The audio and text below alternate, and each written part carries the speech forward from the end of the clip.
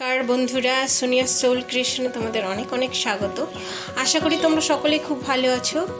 যদি আমার ভিডিওগুলো ভালো লেগে থাকে অবশ্যই করে লাইক করে দিও, কমেন্ট করে দিও, সাবস্ক্রাইব করে দিও আর সকলের সঙ্গে শেয়ার করে দিও। তো দেখো আজকে আমি কত কিছু ডিম বাহারি বানাবো, তো তার জন্য আয়োজন করে নিয়েছি। মা নেই বাড়িতে, তো রান্নাবান্না আমাকেই করতে হচ্ছে। ভাতটা হয়ে গেছে, তো আমি দেখো ডিম বাহারি বানানোর জন্য কি কি নিয়েছি। কতগুলো গাজর আর হচ্ছে আলু আর হচ্ছে ডিম, 6টা ডিম নিয়েছি। আর দেখো এখানে এটা দেখো টমেটো বাটা আর হচ্ছে পেঁয়াজ কুচি। তো তোমাদের যদি ভালো লাগে রেসিপিটা তাহলে রান্না করতে পারো। তো চলো শুরু করছি।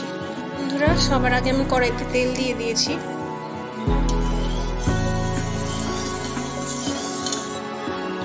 তেলটা গরম হয়ে গেলে আমি গাজরগুলোকে ভেজে নেব।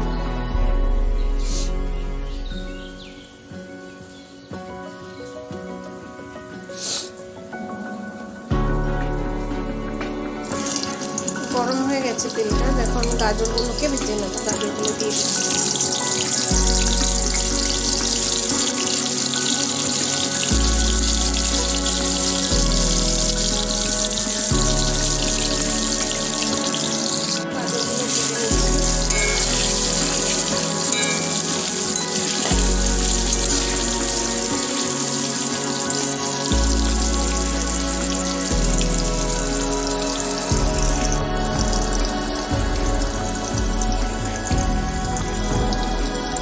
গাজরটা ভাজা হয়ে গেছে। এবার গাজরগুলো আমি তুলে নেব।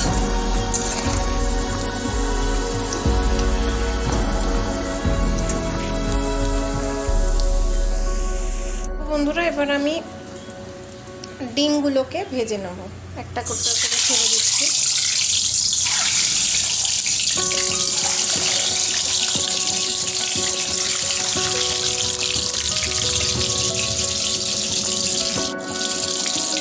হালকা লালচে লালচে করে ডিমগুলো ভেজে নেব।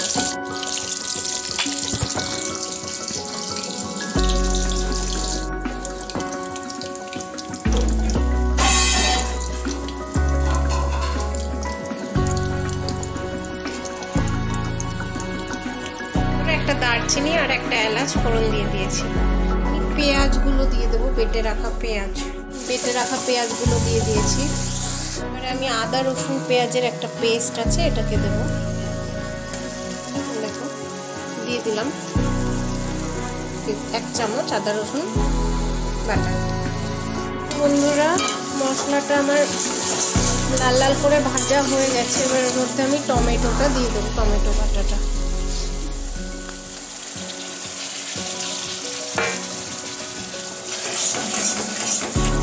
এটাকে ভালো করে কষিয়ে নেব। মধ্যে লবণটা দিয়ে দিচ্ছি।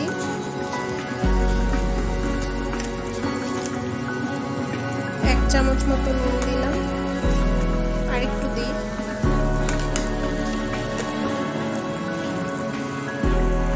মতো হলুদ দেবো, 1 চামচ মতো হলুদ দিলাম।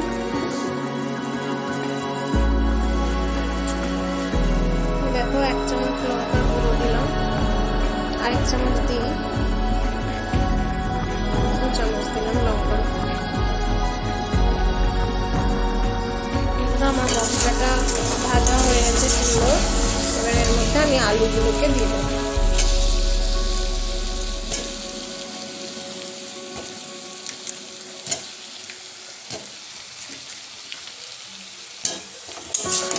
আলুগুলো দিয়ে মশলাটাকে ভালো করে কষিয়ে নেব।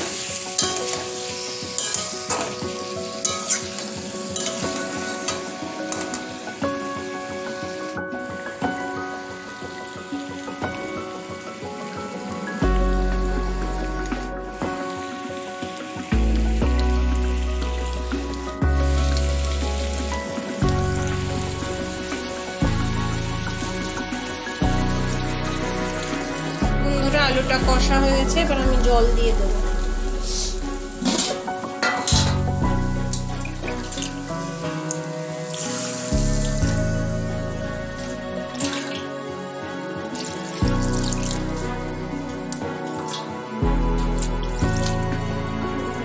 জল দিয়ে দিয়েছি।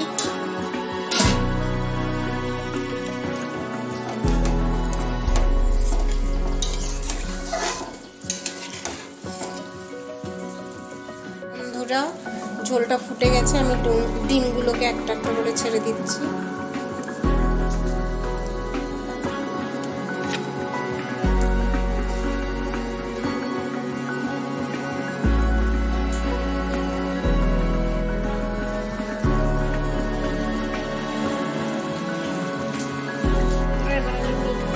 ছড়িয়ে দেবো।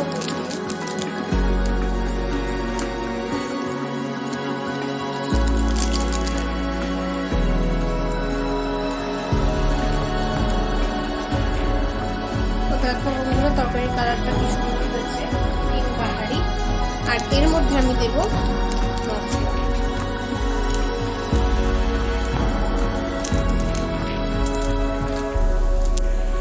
এবারে আমি এর উপরে বিলেতি ধনেপাতা ছড়িয়ে দেবো। এটার সেন্টটা অসাধারণ আসে জানো তো, তাই জন্য বিলেতি ধনেপাতা ছড়িয়ে দিচ্ছি।